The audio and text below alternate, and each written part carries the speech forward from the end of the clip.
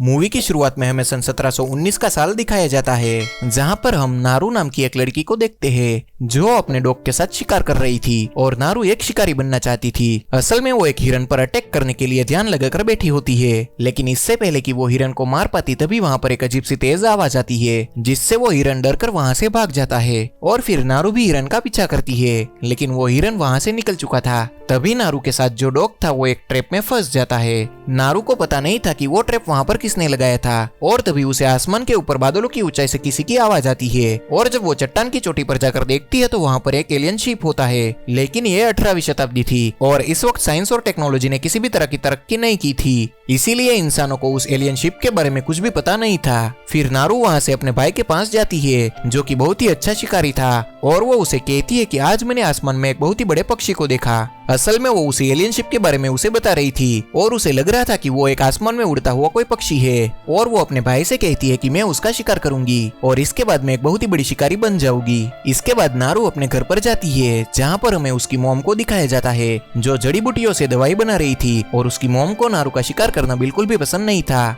और वो नारू को समझाती है कि तुम्हें शिकार ना करके दूसरे को अच्छे काम करने चाहिए, लेकिन नारू अपने मॉम की बात नहीं सुनती है। इसके बाद नारू की मॉम नारू को जंगल में एक खास प्रकार का जड़ी बूटी का फूल लाने के लिए भेजती है और जब वो जंगल में होती है तो वो देखती है कि उसका भाई और उसके साथी शेर का शिकार करने के लिए जंगल में जा रहे हैं क्योंकि वो शेर उनके साथी को उठाकर ले गया था। तभी नारू कहती है कि मैं भी तुम्हारे साथ आना चाहती हूँ, लेकिन कोई भी उसे अपने साथ ले जाना नहीं चाहता था। तभी नारू का भाई कहता है कि उसे जड़ी बूटियों का अच्छे से नॉलेज है और अगर हमारा साथी जख्मी हुआ तो ये उसका इलाज कर सकती है और फिर नारू भी उन लोगों के साथ शेर का शिकार करने के लिए चली जाती है। कुछ दूर जाने पर उसे शेर तो नहीं मिलता है, लेकिन उसे अपना वो साथी मिल जाता है जिसे शेर उठा कर ले गया था और उनका वो साथी बहुत ही ज्यादा जख्मी होता है। तभी नारू उसका इलाज करती है जिससे उसका खून बहना बंद हो जाता है। इसके बाद वो लोग अपने साथी को उठाकर अपने घर की ओर वापस लौट जाते हैं। अब यहाँ पर पूरी तरह से अंधेरा हो चुका था और चारों तरफ घना जंगल था। तभी नारू का भाई कहता है कि तुम सब कबीले में वापस लौट जाओ, मैं उस शेर का शिकार करके ही वापस लौटूंगा। तभी नारू कहती है कि मैं भी तुम्हारे साथ चलूंगी, लेकिन उसका भाई उसे अपने साथ नहीं ले जाता है और वो अकेला शेर का शिकार करने के लिए निकल पड़ता है।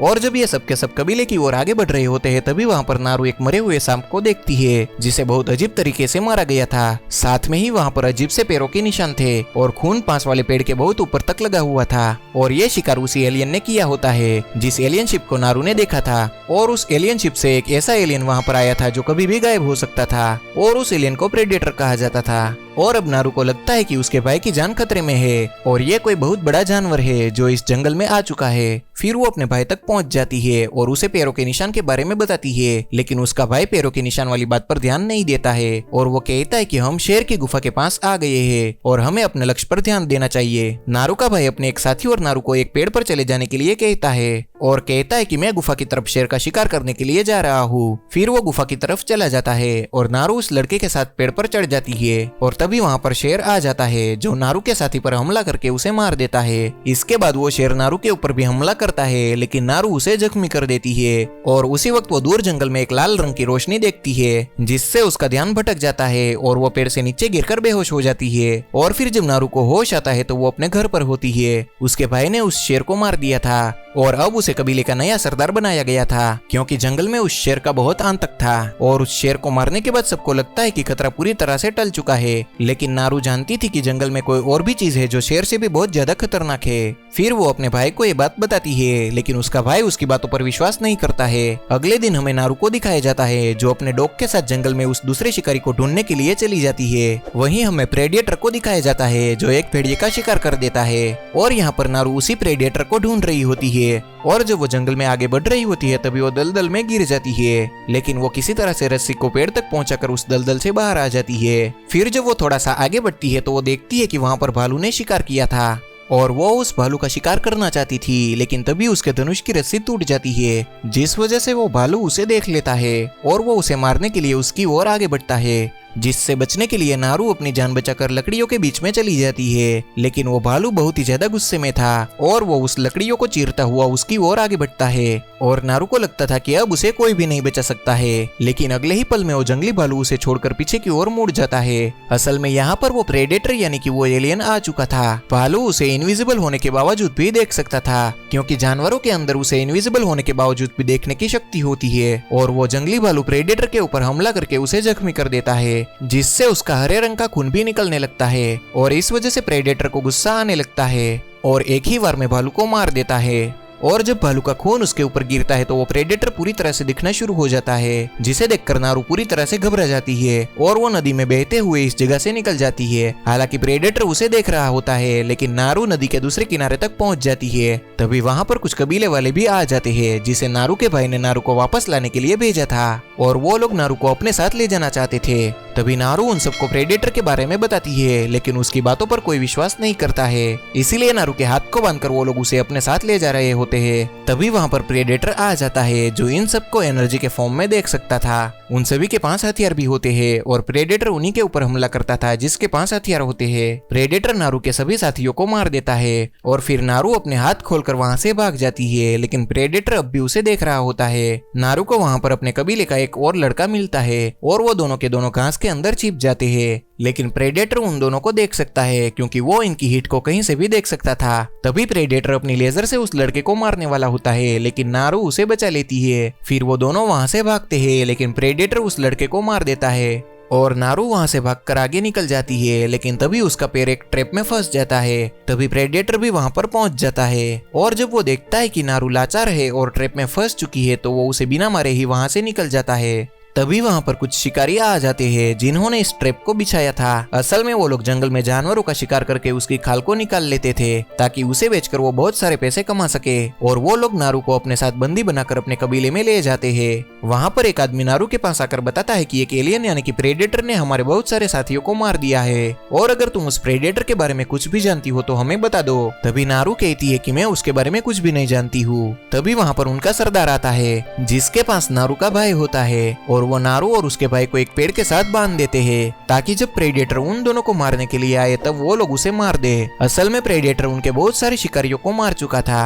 और फिर प्रेडेटर उस जगह पर पहुंच जाता है और इस बार वो इनविजिबल होकर नहीं बल्कि अपने असली रूप में आ जाता है, जो दिखने में बहुत ही ज्यादा भयानक था। तभी नारू अपने भाई से कहती है कि तुम्हें डरने की कोई जरूरत नहीं है, क्योंकि ये एलियन उन लोगों पर हमला नहीं करता है जिनके पास कोई हथियार नहीं होते हैं। ये सिर्फ उन्हें ही मारता है जिसके पास हथियार होते हैं, यानी कि ये एलियन शिकारियों का शिकारी है। और तभी प्रेडेटर उनकी ओर आगे बढ़ता है। तभी उसका एक पैर एक ट्रैप के अंदर फंस जाता है जो शिकारियों ने वहां पर लगाए होते हैं, लेकिन वो प्रेडेटर बहुत ही शक्तिशाली होता है और उसके अंदर बहुत ताकत थी, जिस वजह से आसानी से वो उस ट्रैप को तोड़ देता है। और प्रेडेटर को अब गुस्सा आ चुका था, इसीलिए वो यहाँ पर बहुत सारे लोगों को मार देता है। नारू वहां पर लगे ट्रैप की मदद से अपने और अपने भाई के हाथों में बंधी रस्सी को काट देती है, जिसके बाद नारू का भाई घोड़ा लेने के लिए जाता है ताकि वो दोनों यहाँ से निकल सके, और उसके बाद नारू का भाई वहां से चला जाता है और नारू भी अपने डॉग को लेने के लिए शिकारी के कैंप में चली जाती है। दूसरी ओर हम देखते हैं कि प्रेडेटर अपना हेलमेट फेंक देता है जिसमें से 3 डिवाइस निकलते हैं जो हवा में उड़ने लगते हैं, और तभी वहां पर एक ब्लास्ट होता है जिससे सारे शिकारी मारे जाते हैं। वहीं हमें नारू को दिखाया जाता है जो शिकारियों के कैंप में पहुंच चुकी थी।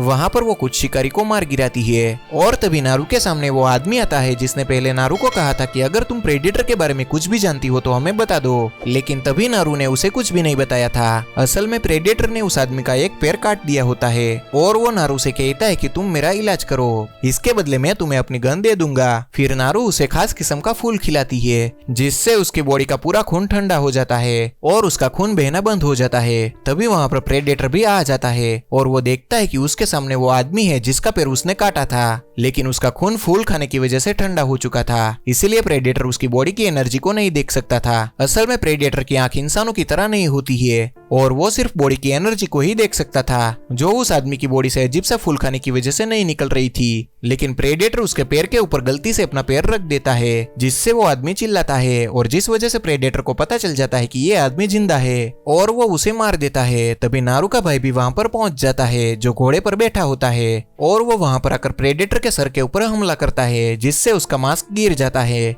और उसकी लेजर बीम एक पेड़ के ऊपर जाकर टकराती है। प्रेडेटर यहाँ पर नारू के भाई के ऊपर बहुत सारे अटैक करता है, लेकिन वो जितने भी हथियार चलाता है वो सारे के सारे उस पेड़ के ऊपर जाकर लगते थे जहाँ पर उसके हेलमेट की लेजर बीम गिर रही थी, जिसे देखकर नारू समझ जाती है कि अगर उसे निशाना लगाना है तो उसे अपना हेलमेट दोबारा पहनना होगा। तभी अचानक प्रेडेटर गायब हो जाता है और नारू के भाई को मार देता है। नारू इस वक्त उसका सामना नहीं कर सकती थी, इसीलिए इसीलिए उसे यहाँ से भागना पड़ता है। लेकिन अब वो अपने कबीले वाले लोग और अपने भाई की मौत का बदला प्रेडेटर से लेना चाहती थी, इसीलिए वो एक शिकारी के ऊपर हमला करती है जो नदी के दूसरी ओर होता है और उसे प्रेडेटर का चारा बनाकर एक जगह पर बांध देती है और वो खुद उस फूल को खा लेती है, जिससे उसकी बॉडी का सारा खून ठंडा हो जाता है। फिर वहाँ पर प्रेडेटर आ जाता है और वो नारू को नहीं देख सकता था क्योंकि उसकी बॉडी की एनर्जी को वो नहीं देख सकता था और वो यहाँ पर उस शिकारी को देख लेता है जिसे नारू ने चारा बनाकर रखा हुआ था। नारू ने जानबूझकर उसके हाथ में गन पकड़ा दी थी ताकि प्रेडेटर उसे मार दे, इसीलिए प्रेडेटर उसे मार देता है और नारू उसके पीछे गन लेकर खड़ी होती है और वो पीछे से प्रेडेटर के सर पर गोली चलाती है, जिससे प्रेडेटर का हेलमेट गिर जाता है। नारू उस हेलमेट को उठाकर जंगल के अंदर भाग जाती है और वो उस हेलमेट को यानी कि प्रेडेटर के मास्क को 2 पत्थरों के बीच में रख देती है और चारों ओर ट्रैप बिछा देती है